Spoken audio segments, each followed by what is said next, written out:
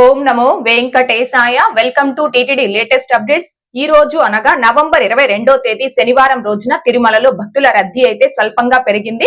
300 rupees special entry దర్శనం tickets ను కావచ్చు, 500 రూపీస్ వర్చువల్ సేవా దర్శనం టికెట్స్ ను కావచ్చు కలిగి ఉన్న భక్తులకి ఈ రోజు దర్శనం పూర్తవ్వడానికి సుమారుగా 3 నుంచి 4 గంటల సమయం పట్టే అవకాశం ఉంది. తిరుపతి ఆఫ్లైన్ ఎస్ఎస్టీ టోకన్స్ కావచ్చు, శ్రీవారి మెట్టు మార్గం దివ్య దర్శనం టోకన్స్ ను కావచ్చు కలిగి ఉన్న భక్తులకి ఈ రోజు దర్శనం పూర్తవ్వడానికి సుమారుగా 3 నుంచి 5 గంటల సమయం పట్టే అవకాశం ఉంది. ఈ రోజు ఉదయం 6 గంటల సమయానికి శ్రీవారి ధర్మ దర్శనం అంటే ఎటువంటి టోకన్స్ లేకుండా స్వామి వారిని ధర్మ దర్శనం చేసుకోవడానికి వచ్చినటువంటి భక్తులు వైకుంఠం క్యూ కాంప్లెక్స్ 2 లోని 17 కంపార్ట్మెంట్ లో దర్శనం కోసం వేచి ఉన్నారు. ఇలా వేచి ఉన్నటువంటి భక్తులకే దర్శనం పూర్తవ్వడానికి సుమారుగా 8 గంటల సమయం పట్టే అవకాశం ఉంది.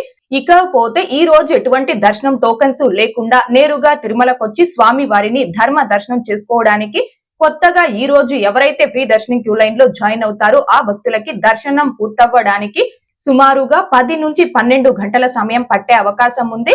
భక్తుల రద్దీని బట్టి దర్శనాలు పూర్తయి సమయాలలో కూడా మార్పులు ఉంటాయి కాబట్టి శ్రీవారి భక్తులు ఈ విషయాన్ని గమనించుకోగలరు. అలాగే తిరుమల స్వామివారి దర్శనాలకు వచ్చే ప్రతి ఒక్కరూ తప్పనిసరిగా తమ ఆధార్ కార్డులను తమ వెంట తీసుకుని రావాల్సిందిగా కోరుచున్నాను. ఇకపోతే నిన్న అనగా నవంబర్ 21వ తేదీ శుక్రవారం రోజున 60,098 మంది శ్రీవారి భక్తులు స్వామి వారిని దర్శనం చేసుకోగా 24,962 మంది శ్రీవారి భక్తులు స్వామి వారికి తలనీలాలను సమర్పించుకున్నారు. అలాగే 3,75,00,000 రూపాయలు భక్తులు కానుకల రూపంలో స్వామి వారికి హుండీలో సమర్పించుకున్నారు. ఓకే అండి, ఈ రోజు అనగా నవంబర్ 22వ తేదీ శనివారం రోజున తిరుమలలో భక్తుల రద్దీ అయితే స్వల్పంగా పెరిగింది. ఓం నమో వెంకటేశాయ. Thanks for watching.